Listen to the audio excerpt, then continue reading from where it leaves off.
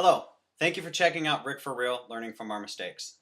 My name is Paul Strong, and in a moment I'm going to share some details on what you can expect when attending my class. But first I'll tell you about me. I'm a captain with the Valley Regional Fire Authority, which is located in South King County, Washington. We have 110 firefighters running just over 10,000 alarms per year out of 5 stations. I entered the fire service in 1990, and I've been fortunate enough to gain experience in many areas of this profession. I've served as a shift captain, training officer, incident safety officer, technical safety officer, hazmat technician, medical program specialist, and a rope and a dive rescue technician.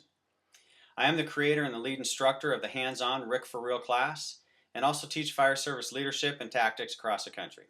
You can find out more at my website at 360training.com. That's the number 3 and the word 60training.com. The class I'm bringing back to FDIC in 2014 is about the valuable lessons learned from the hands-on RIC for Real training.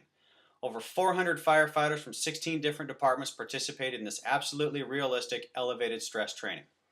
The details that I'll talk about in class are largely centered around us in the fire service, training our people for failure, and how to change that approach so that we can be successful.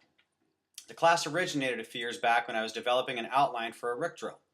After looking at it, I realized that it wasn't much different than the last 10 RIC drills that we've already done.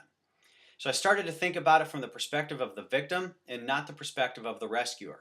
As the victim, the trapped firefighter who's low on air and needs help, how did I want this rescue to go down? How well trained did I need my rescue team to be? And what needed to go absolutely right, and what simple mistakes or delays needed to be avoided? Developing RIC training from this perspective got me thinking about how we prepare ourselves for firefighter rescue, and I asked myself, is my fire department well trained and efficient in all aspects of what it takes to rescue me? The answer was no. Now, I work in a very progressive fire department, just like many of you, with firefighters who are good at their jobs and can get stuff done. But the reality is that our traditional approach to RIC training was all wrong and holding us back from increasing the possibility of being successful if ever called upon to rescue a brother or sister who's trapped or lost in a burning building. So I designed and built an extensive training prop inside of a warehouse. The evolutions that were developed by my team, along with the prop, created scenarios that were as realistic as you could possibly get, pretty much short of actually dropping a building on someone. The crews performed the rapid intervention under realistic stress, just like what you would see take place in a real rescue. Leadership and critical decision making under dynamic circumstances were challenged. Individual and team skills, team choreography, and efficiencies were put to the test. And among many other lessons learned, crew integrity and safety, communication, and air management were also exposed. In the end, we found that in order to increase the possibility for a successful rescue, it's in the details that are going to matter.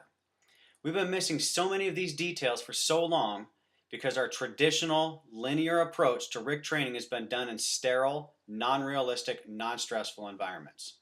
So how can we expect peak performance mentally and physically as an individual or as a team when the situation is real if we only practice under non-realistic training environments? We can't.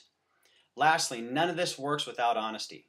Each crew that went through this training and every individual firefighter and fire officer received 100% honest feedback about their performance. We talked about what went well, and of course we talked about what didn't go so well. Some people didn't like what they heard, but I promise you, today they're more capable of successful firefighter rescues than they were before. That's the priority. In my class at FDIC, I'll discuss many of these details the fire service has largely missed and how we can change our approach and our mindset to RIC training. I hope to see you there, and thank you once again for considering RIC for Real. Remember, train like you fight, and fight like you train.